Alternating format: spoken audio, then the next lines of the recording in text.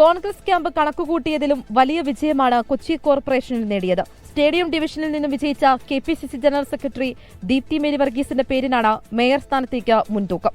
മഹിളാ കോൺഗ്രസ് സംസ്ഥാന vice president VK Minimol, Shiny Mathew എന്നിവരുടെ പേരുകളും സജീവമാണ്. പാർട്ടി തീരുമാനിച്ച് ഉടൻ മേയറെ പ്രഖ്യാപിക്കുമെന്ന് ദീപ്തി മേരി വർഗീസ്. അത്തരത്തിലുള്ള ഒരു തീരുമാനവും പാർട്ടി എടുത്തിട്ടില്ല. ഇനിയുമാണ് പാർട്ടി തീരുമാനിക്കാൻ പോകുന്നത്. നേതൃത്വം കൂടി ആലോചിച്ച് തീരുമാനിക്കും. മേയർ സ്ഥാനത്തേക്ക് പാർട്ടി പറയുന്ന പേര് ആരുടേതായാലും അംഗീകരിക്കുമെന്നായിരുന്നു VK മിനിമോളുടെ പ്രതികരണം. നേതൃത്വം എടുക്കുന്ന എന്ത് തീരുമാനമാണോ ആ തീരുമാനത്തോടൊപ്പം വിധേയമായി നിന്നിട്ടുള്ള ഒരു പാരമ്പര്യമാണ് എൻ്റെ ഈ പൊതുപ്രവർത്തനത്തിൽ ഉണ്ടായിട്ടുള്ളത്. ഇനിയും അങ്ങനെ തന്നെയായിരിക്കും. രണ്ടുപേരും I വിഭാഗത്തിന്റെ പ്രതിനിധികളാണ്. അതേസമയം മുൻ കൌൺസിലർ ഷൈനി മാത്യുവിന്റെ പേരാണ് A ഗ്രൂപ്പ് മുന്നോട്ട് വയ്ക്കുന്നത്. ഡെപ്യൂട്ടി മേയർ സ്ഥാനം വേണമെന്ന ആവശ്യം മുസ്ലിം ലീഗ് മുന്നോട്ട് വെച്ചു കഴിഞ്ഞു. ലഭിച്ചാൽ നിലവിലെ ആരോഗ്യ സ്റ്റാൻഡിംഗ് കമ്മിറ്റി അധ്യക്ഷനായ TK അഷ്റഫിനായിരിക്കും നറുക്കു വീഴുക.